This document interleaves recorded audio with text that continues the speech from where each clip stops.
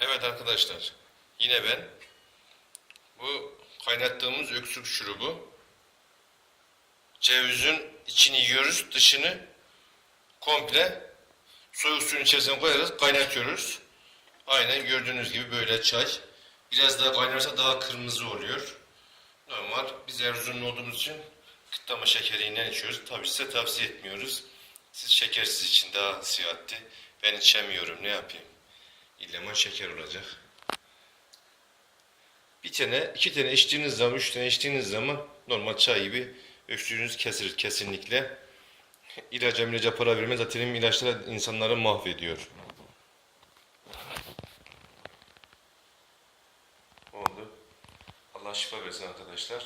Kesinlikle %100 sonuç. Annem rahatsız onun için yapmıştı. İçti kesinlikle öksürük falan kalmadı.